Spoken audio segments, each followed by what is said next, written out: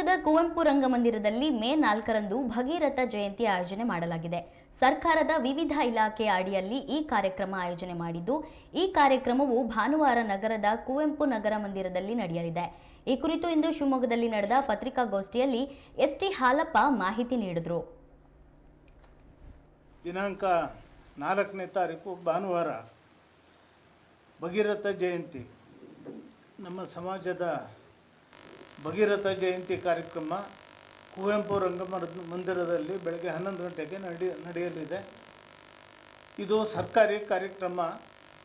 ಅದ್ರ ಜೊತೆಯಲ್ಲಿ ನಾವು ಸಮಾಜದವರು ಸೇರಿ, ಉಪ್ಪಾರ ಸಮಾಜದವರು ಸೇರಿ ಈ ಕಾರ್ಯಕ್ರಮವನ್ನು ನಡೆಸ್ತಾ ಇದ್ದೇವೆ. ಇದು ಸರ್ಕಾರಿ ಕಾರ್ಯಕ್ರಮ ಆಗಿರೋದ್ರಿಂದ ಈ ಪ್ರೋಟೋಕಾಲ್ ಪ್ರಕಾರ ಈ ಪತ್ರಿಕೆಗಳಲ್ಲಿ ಈಗಾಗಲೇ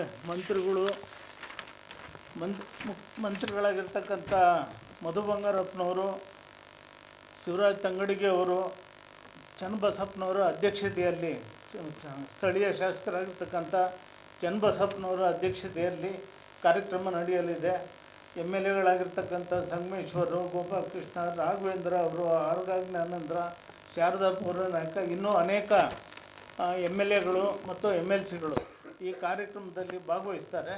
ಅದ್ರ ಜೊತೆಯಲ್ಲಿ ನಮ್ಮ ಸಮಾಜದಿಂದ ಇಡೀ ಜಿಲ್ಲೆಯಲ್ಲಿ, ನಮ್ಮ ಜಿಲ್ಲಾ ವ್ಯಾಪ್ತಿಯ ಕಾರ್ಯಕ್ರಮ ಆಗಿರೋದ್ರಿಂದ ನಮ್ಮ ಜಿಲ್ಲೆಯಲ್ಲಿ ಎಲ್ಲ ಮುಖಂಡರುಗಳು ಕೂಡ ಈ ಒಂದು ಕಾರ್ಯಕ್ರಮದಲ್ಲಿ ಭಾಗವಹಿಸ್ತಾ ಇದ್ದೇವೆ.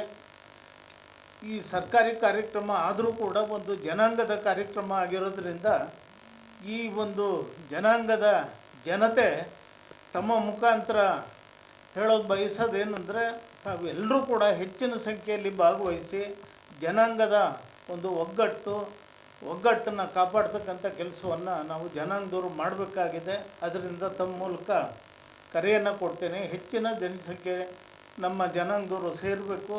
ಇತರೆ ಜನಾಂಗದವರು ಕೂಡ ಈ ಕಾರ್ಯಕ್ರಮದಲ್ಲಿ ಭಾಗವಹಿಸ್ಬೋದು.